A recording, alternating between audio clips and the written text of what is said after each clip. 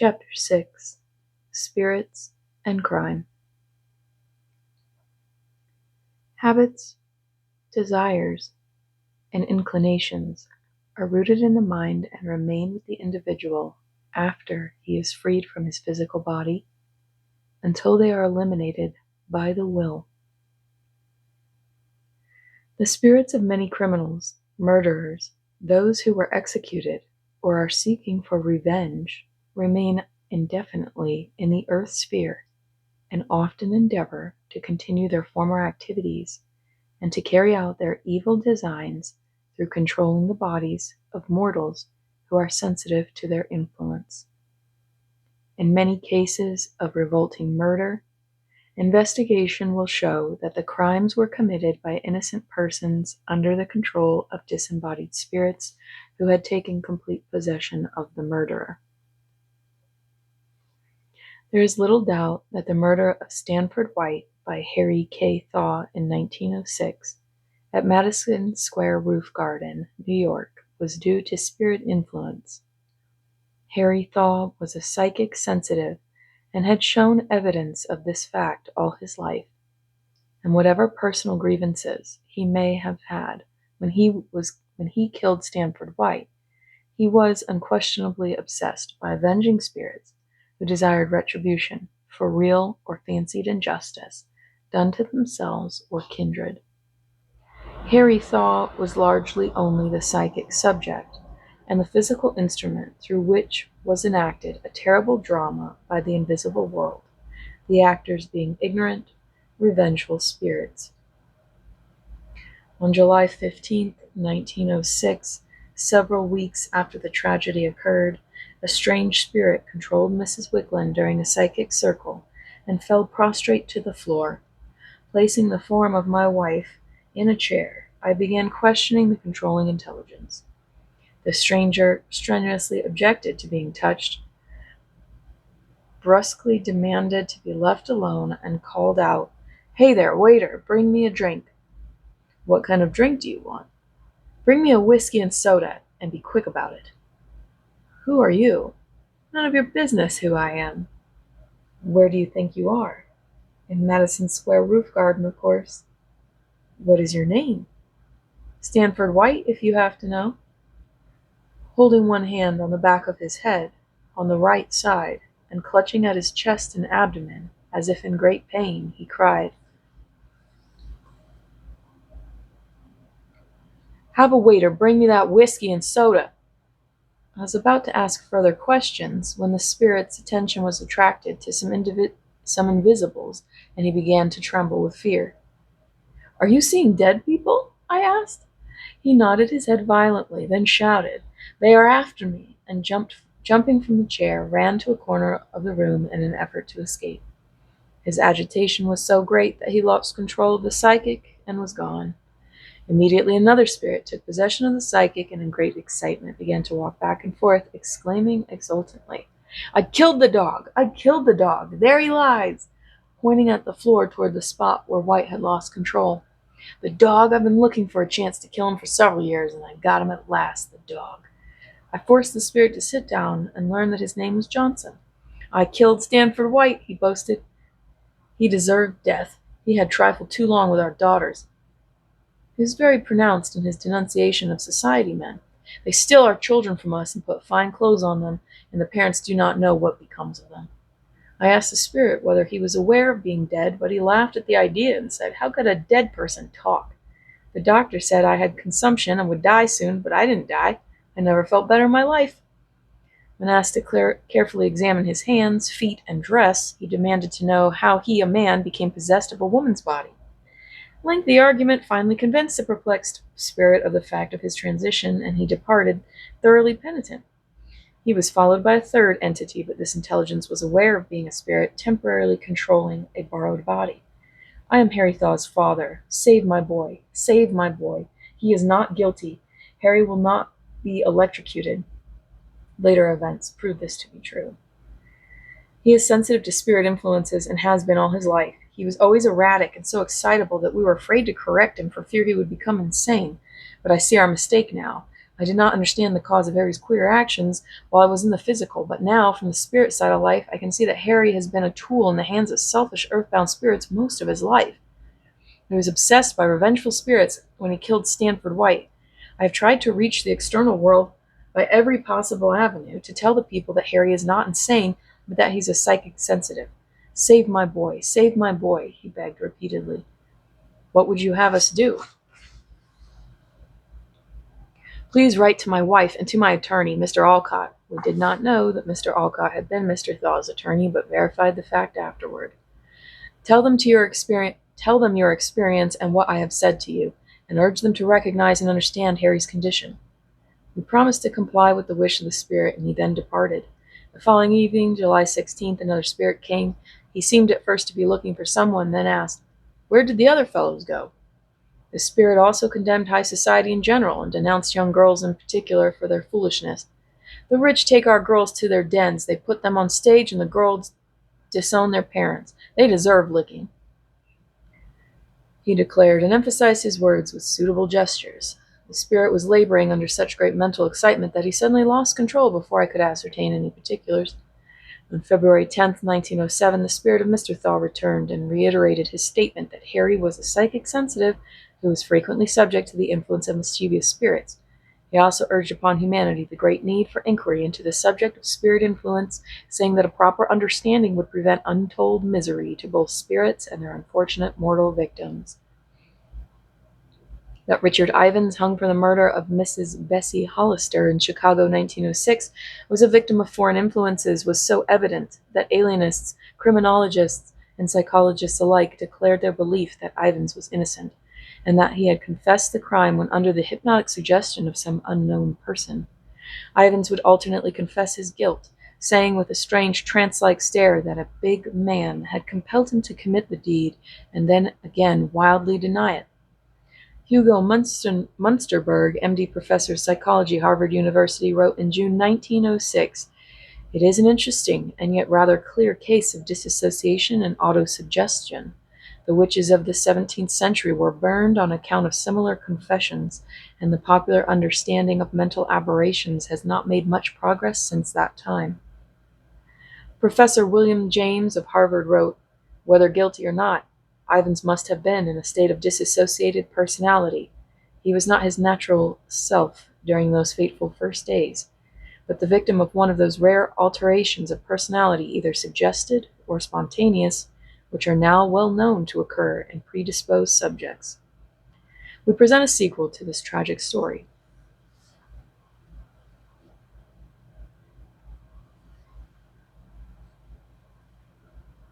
Experience, March 7, 1907. Spirit, Richard Ivins. Psychic, Mrs. Wickland. When the spirit assumed control tonight, the psychic fell to the floor, apparently lifeless, and only after half an hour of strenuous effort was the intelligence brought to consciousness. "Leave me alone," he moaned. "Do you want to hang me again?" He complained of having great pain in the neck and begged to be left undisturbed, saying he wanted only to sleep. "What is the trouble with your neck?" "It is broken.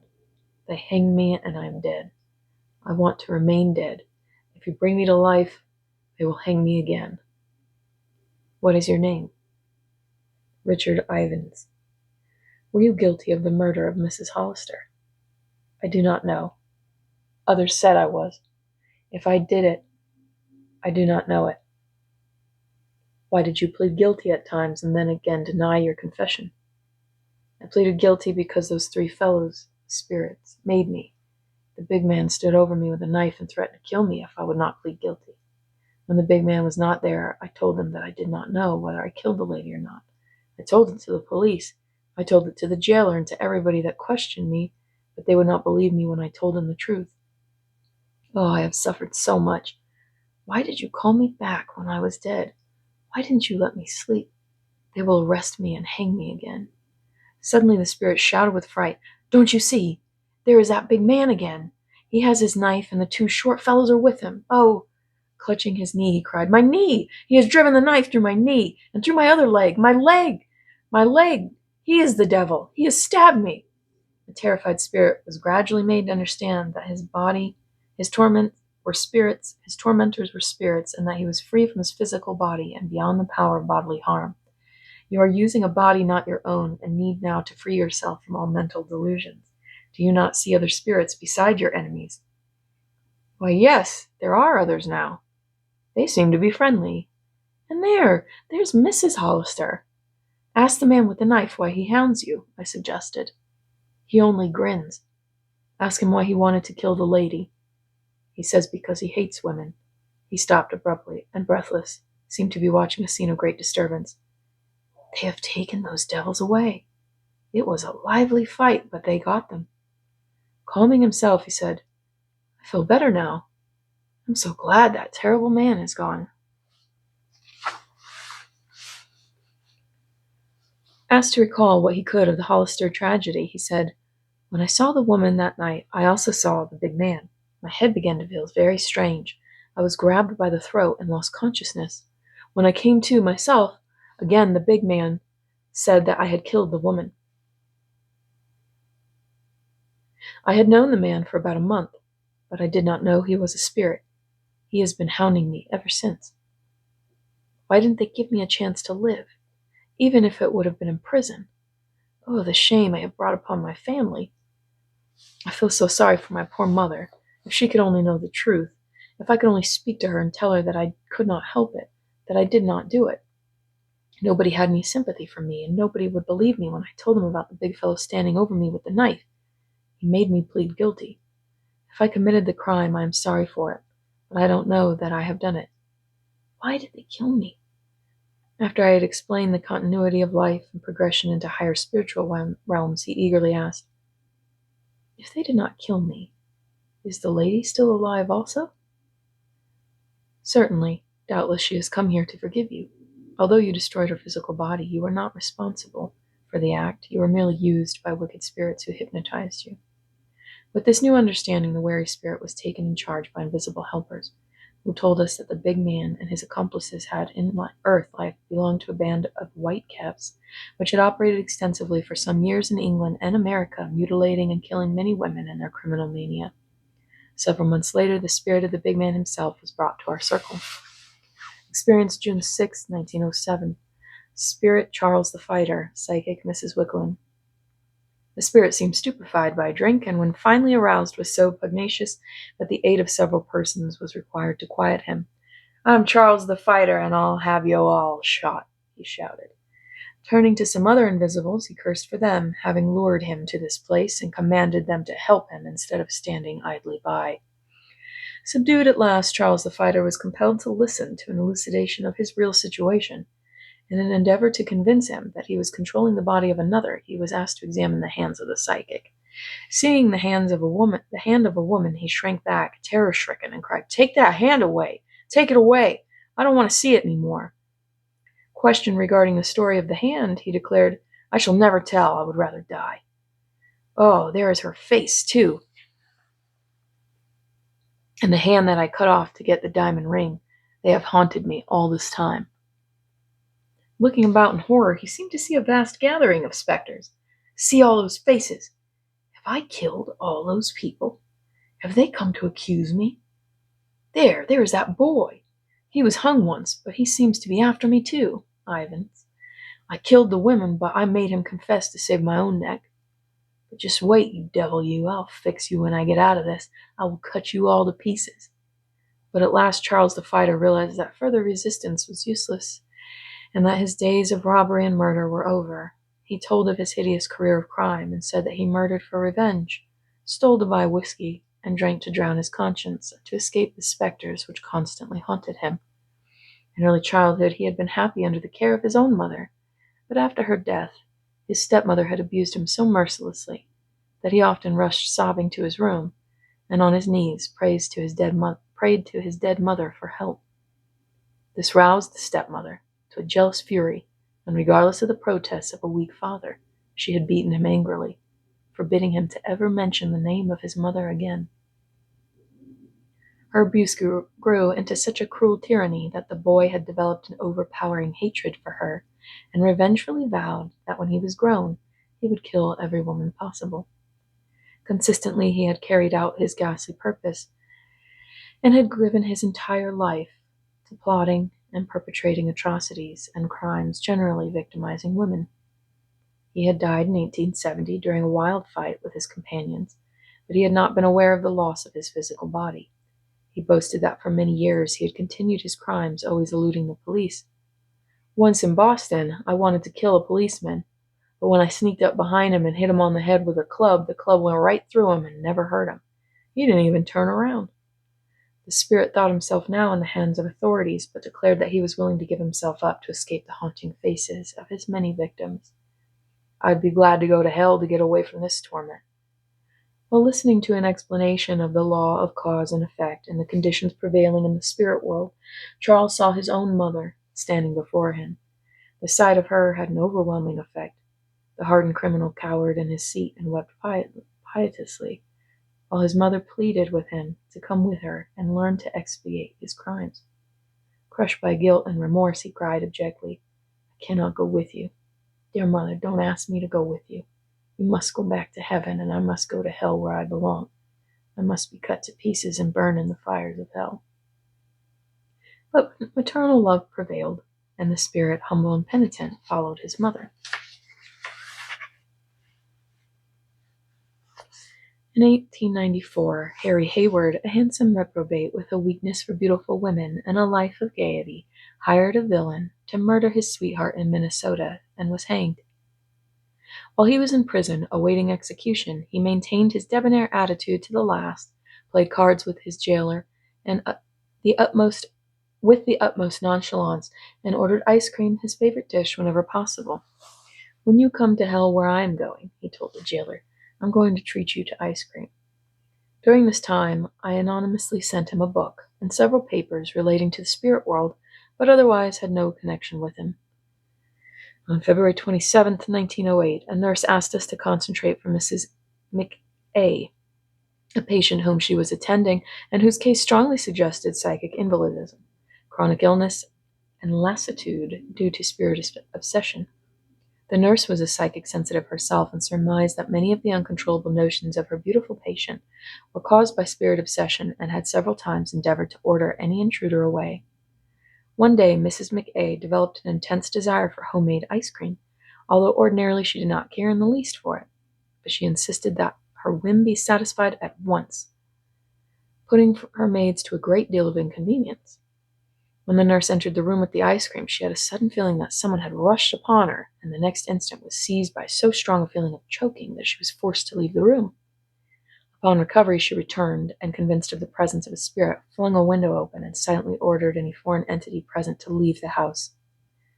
This nurse and Mrs. McA's maid attended our circle that evening, and the controlling spirit at once complained of pain in the neck, readily explained that his neck had been broken when he was hung, and said his name was Harry Hayward. "Can't you give me some ice cream? I have tried and tried to get some, and today I could almost taste it, but I couldn't quite get it. I was chased away by a woman. She threw me out of the window. I don't like to be thrown out of a window by a woman." Hayward realized that he was hovering around the earth as a spirit, and when we inquired how he had learned about spirit life, he replied that while he was in jail, he had read of it in some literature which had been sent to him by an unknown person. He complained that no matter where he went, no one would take any notice of him. When he took a seat in a train, someone would come along and sit down on his lap, and he would be powerless to move. He was very pleased to be able to converse with people again, and asked many questions about the various persons concerned with his trial and execution, inquiring particularly about the guard with whom he had spent a great deal of his time playing cards. I was under the impression that this guard had died some time before, and informed the spirit so, suggesting that possibly he might be able to see him in the spirit world. He was silent a moment, endeavoring to trace his former friend, then said emphatically, "No, that man is not dead. I see him playing cards at his son's home in Minneapolis." Hayward was readily enlightened concerning the higher life and left, expressing a willingness to progress in the spirit world. The psychic invalid showed marked changes for the better after this, and subsequent correspondence proved Hayward's statement about the old guard to be true. The latter was living, and on the evening of our experience with Hayward had been playing cards in his son's home. 10 years later, after the spirit of another murderer who was hung had been in our circle, Hayward returned and told something of his earth life. Experience September 21st, 1918. Spirit Harry Hayward, Psychic Mrs. Wickland. I think I should like to come and say something, for I feel I have been in the same boat as the fellow who preceded me. I mean, on the same platform. I feel but little better than he. I had a little more understanding than he had, and therefore my punishment was a little harder. I had education and all the money I needed, but I wanted more. I also want to tell you that since I have come to the spirit side of life, I have wished I could go on every street corner and shout a message to mothers not to raise their children in the wrong way. Mothers say they love their children, they worship them, and they let them go astray because they cannot say no to them. They do not raise children without discipline. Train children as you train animals, as you train flowers. If you plant a flower in your garden, you don't want it to grow up wild, but you train it so that it will grow successfully and have graceful flowers. But how little does humanity think of the children's growth? And training. Children are not trained to become blossoms for humanity. I tell you, if my mother, I do not condemn her by any means, had trained me properly so that she could have said no to me instead of worshiping me and letting me have all the money I wanted, and if she had punished me when I did wrong, I would have been different. No, I would not have been hung if my mother had taught me the beautiful lesson of living for others and of loving my fellow man as myself. If mothers would think of their children's welfare and raise them in the beautiful thought of living for others, they would all be better. I lived a very sporty life. Nobody taught me any other. I had a very good time, and I liked the girls pretty well. But there came a time when I spent more money than my father allowed me to have. I was only a young man, and I should have been made to work. My misfortune was that my mother and father were rich. Work was a disgrace for me, they thought. It would have been far better if they had put me to work instead of giving me money each time I asked for it. I commenced to gamble. You know, when you get into that game, it is hard to quit. Money came too easy for me. I met a young lady whom I liked. Young girls always were sweet to me. And I was able to have whoever I wanted. The young lady liked me, and I liked her for what I got from her. So we decided that she should insure herself for $10,000 in my name. I had a scheme. If somebody killed her, I would not get the blame, but I would get the money. I laid a bold scheme. I hired a man to kill her. At the time the deed was to be committed, I took another girl to the theater because I thought that whatever happened, blame could not be attached to me. I hired a man to take her for a buggy ride out to Lake Calhoun, and he was to kill her. When they got to the woods, the man killed her and came home. Being in the theater, the girl I was with could testify I was not the scene of the killing. But you know, I was so crazy to get a hold of the insurance money that I never thought how it looked to go to the insurance office so soon after the death, and they became suspicious and finally caught me. If I had only waited a week or two, they would never have surmised anything about me. I was arrested. My mother loved me so much that she tried to put the blame on my other brother. He was married and had 2 children. The trial cost my parents a whole lot of money and lasted months and months before they could make any headway. They could not decide whether it was Eddie or I that should be hung for the deed. One day while I was in jail, there came a little pamphlet for me and some papers all about the spirit world. I knew I had to go, for finally I had been sentenced to be hung. I realized my trouble. The papers interested me very much, and I thought I should like to know what the spirit world was. I believed it in a way, and in another way I didn't. The doctrine was better than the church had taught, but for a while I treated it more as a joke. I talked about it quite a little to the watchman, but when the time came for me to be hung, I shrank from it. It is a very strange sensation when you think you are going to the gallows and your life will be snapped out. You cannot imagine how it feels. You cannot imagine the sensation you have when you realize that you have only a few hours to live. Still, the little message which had been sent to me gave me a little courage, and I thought probably only my body would be destroyed and not my spirit. So at the last moment I kept my courage and felt that I wanted to see what the hereafter was. I have to thank the one who sent me that pamphlet, because it was a bright, cheerful spot to me at the last of my days. When I realized that I had passed out of my body, my first thought was, I am not dead. I went to my mother, and I spoke to her, and she felt my presence. I still clung to my body, however, and I felt I could not leave it. I got out of it quickly, but I went back to it again. When my body was cremated, I stood by and saw it burned. After that, I walked around, but I could not find the spirit world. I walked and walked, but from one place to another. I still had my feeling for nice, pretty women, so I traveled. In a way, I realized I was dead, yet I did not fully realize it. One time I felt I would like to take a journey, and I wanted to travel by train. I went to the ticket office to get a ticket, but I had no money. I thought I'd like to talk to the agent nicely. I thought I would talk to the agent nicely, and he would give me a ticket. But he paid no attention to me. So I thought, all right, I'm going on the train anyway. So I got on.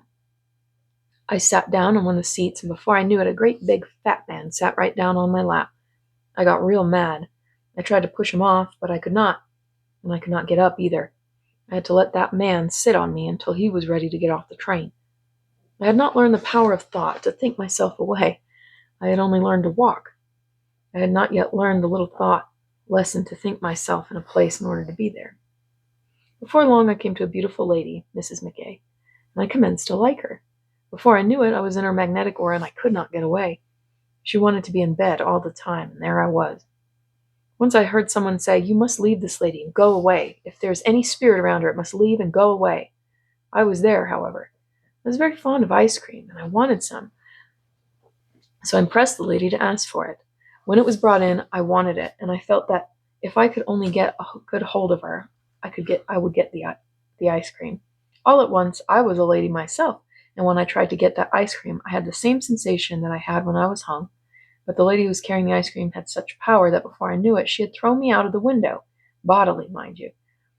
I have to thank you for delivering me from that trouble, and also want to thank you from the bottom of my heart for the sermon you gave me at that time, which helped me to understanding of the beautiful world beyond. I wish again that I could stand on every street corner and tell the mothers to raise their children to be good men and women, and when necessary, punish them while they are little, and not spare the rod and spoil the child. If mothers raised their children properly, there would not be the selfishness there is in the world. I have a nice little home in the spirit world now, and I have much to do, for my work is not yet done. I am trying to extend help to all those who wish help. I thank you for enlightening me in the first place. Good night. The car barn murderer of Chicago was a criminal of a different type, a victim of his environment, and was brought to our circle sometime after his execution, when he followed a girl, formerly a family neighbor, who came to visit Mrs. Wicklin. He returned several times after that to tell his story and to bring earthbound spirits of similar experiences to an understanding. Experience September 21st, 1918. Spirit Pete Neidmeyer. Psychic Mrs. Wicklin.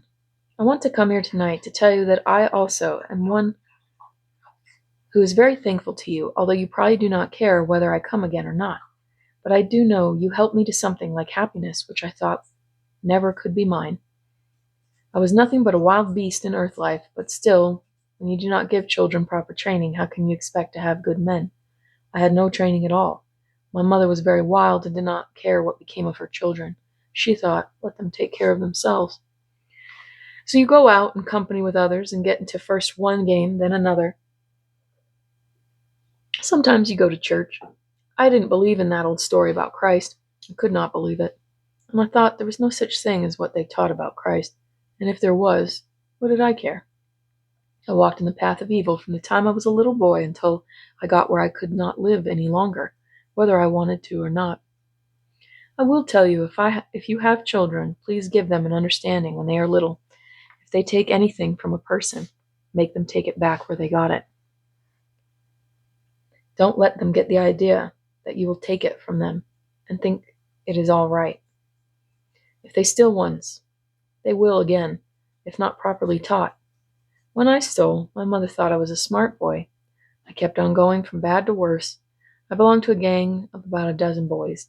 We got so bold and desperate that we did not care what became of us. We got into all kinds of hold-ups, and the more we got into, the better we liked it. At last we held up and killed people. The result was that we were caught and hung. I am Neidmeyer, and here I am. Years ago, I was brought to the circle through our neighbor girl. I liked that girl very much. One day she went away from home, and I thought I would go with her. I did not realize that I had been hung. I did not realize that I was dead. I had gone home and had stayed there for a long time, but I did not know that I was dead. My mother was a strange woman, but from what I have seen since I came to the spirit side of life, I realized that she was obsessed. Nobody could do anything with my mother. My father and my brother were very good people, but my mother and I were the black ones. This neighbor girl was good, and she always tried to do the best for me that she could. The day I followed her, she went to this man's house, Dr. Wicklund, and she went into a little room and spoke with the psychic through whom I'm talking now. And I saw things that day I had never seen before. I did not know what they meant. Somebody seemed to keep me there, and I could not get away. Before I knew much, I was sitting in a little meeting. I heard singing, and before I realized it, I was full of life again. I could talk, and my throat did not hurt me any more. I began to wonder what had happened to me.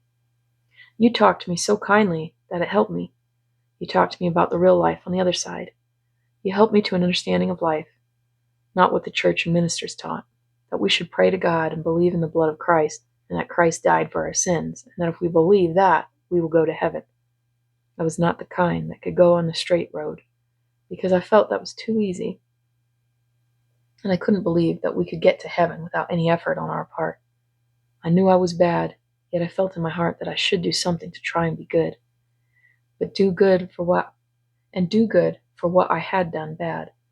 The thought of that seemed to be more reasonable than that of jumping from my bad condition right into heaven. I thought I would not be a very good example. Either. You commenced to talk to me about the philosophy of God in a way I'd never heard before, and it appealed to my sense. I hope somebody will talk in that way to my fellow men who are in the condition I was. It would touch their hearts. There are many of them who are not bad, but nobody cares for them. The majority of them do not believe in Jesus Christ, in the Jesus Christ story. As they are now, they are going to the dogs. Since I came to this little circle the first time and received help, I have had my struggles. It is years since I made my first appearance here. I want to tell you that I have what I have to do since my mother passed out. I have tried and tried to bring her to an understanding of the truth, but she will not listen. I hope someday to be able to awaken her to a higher condition. As we progress, we go from circle to circle. If I believed that Christ died for my sins, that belief and creed would keep me out of the higher spirit world. When I had passed out of my body, you told me that I should look for spirit friends who would help me, and that my first lesson would be to serve others. I have had a very hard time. The first thing I had to do was conquer self, and it is very hard to conquer selfishness when you have never thought of anything else but selfishness. We must conquer that before we can do any work at all in the spirit world. The best way is to be put in a dark room. We sometimes call it a dungeon, where we see nothing but ourselves and our acts of the past. One after another, these acts come crowding in. The good ones are so few that they hardly count for anything. When we do see a good act, it seems as if it belongs to someone else. We have to stay there until our hearts and eyes are opened. When we seek to overcome our bad habits and to live for others,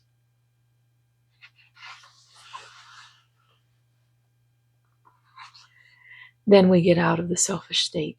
My heart was very hardened, but finally I cried out, not my will any longer, but thine. The first thing to be done is to help serve the very lowest we come in contact with. I felt that I did not want to assist with this or that, but I had to. I had to learn patience. When we can serve without grumbling and do it for the love of our fellow man, it does not seem so hard. So I have gone on, from one thing to another, always learning, and through learning I have stepped into a more beautiful condition. In the invisible world we advance by stages, but only through learning. I want to thank you tonight for the help you have given me. I have a beautiful little home in the spirit world by this time, and I am happy, but my work is not done yet.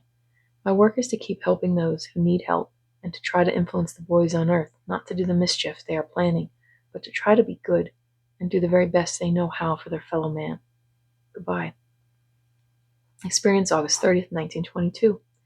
Spirit Pete Neidmeyer, Psychic Mrs. Wicklund.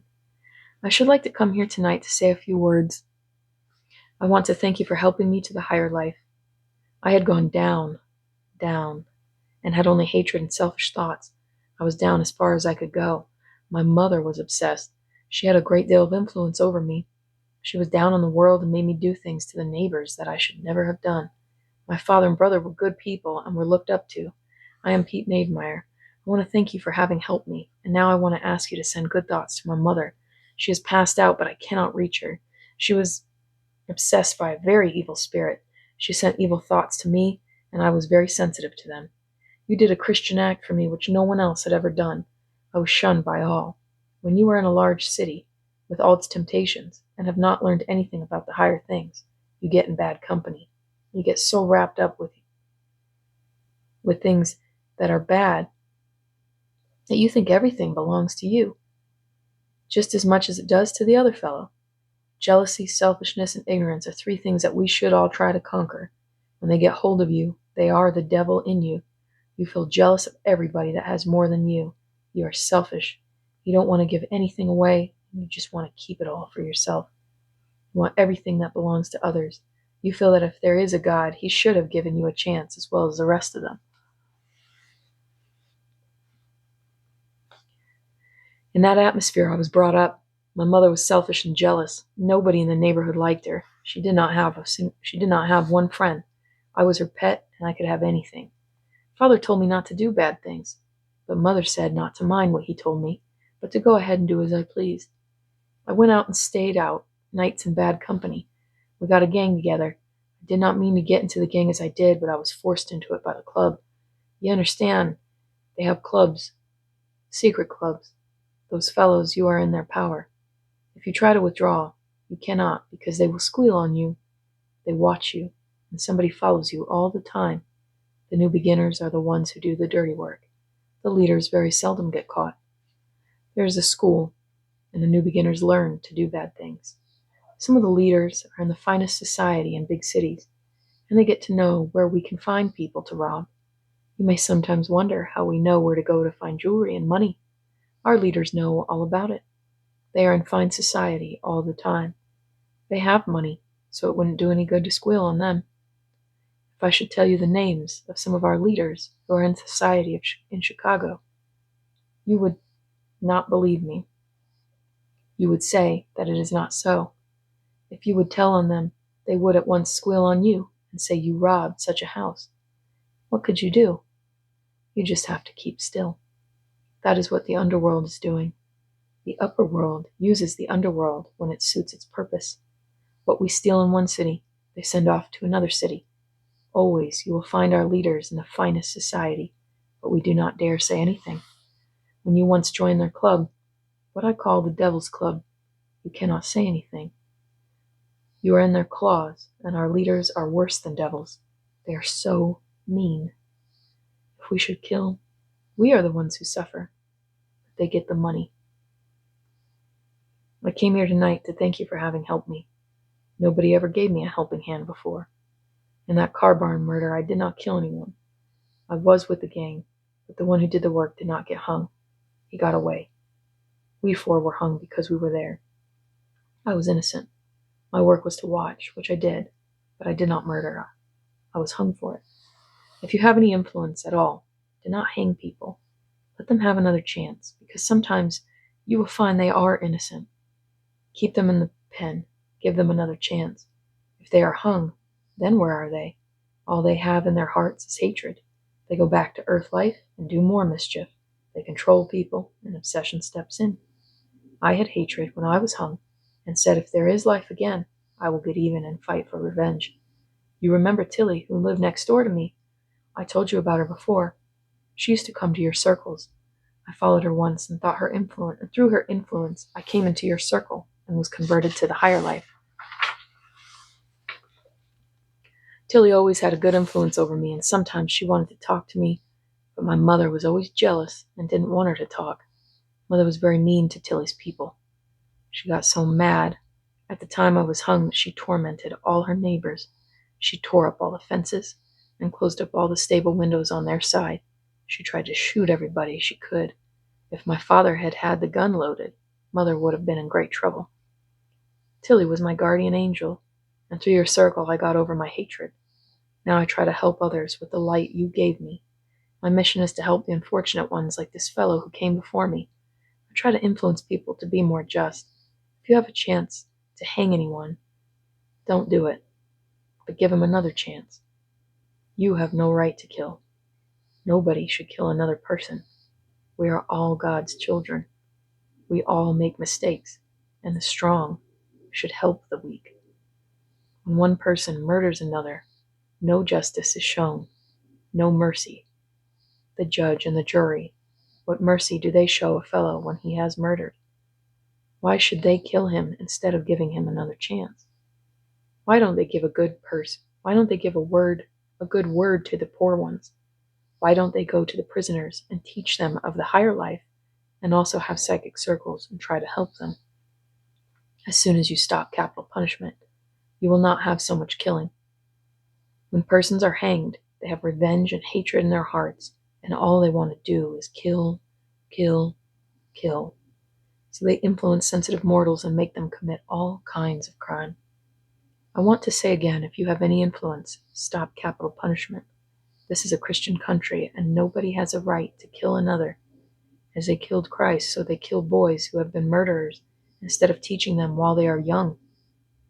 Isn't it right that they should be taught to do better and to live better lives? The time will come when the world will have to understand that it must overcome selfishness. There will be lots of trouble before that time comes. There will be much destruction. But after that, things will be better. I'm now doing my work in the spirit world, and I thank you for bringing me to a realization and waking me up. I have little meetings here and there. I give little thoughts of cheer to those in darkness. I am up against a very hard condition, and that is to get my mother to understand. I wish you would all send good, kind thoughts to her, because she only had hatred and selfishness and jealousy in her heart. She was so wrapped up in herself that now she will not listen to anyone. Help me to wake her up and realize the true condition of life. Oh, how I thank you for helping me. At heart, I was not a murderer, yet I was hung for murder. I was not with the gang that was doing the work. All I did was to watch. I was there with them, and that was enough for the jury. I had the name.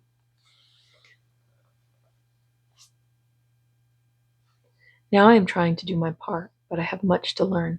I was very ignorant of the real life. My father wanted me to go to Sunday school. Mother told me I didn't need to go, but I went, and I didn't find anything there that appealed to me, so I quit going.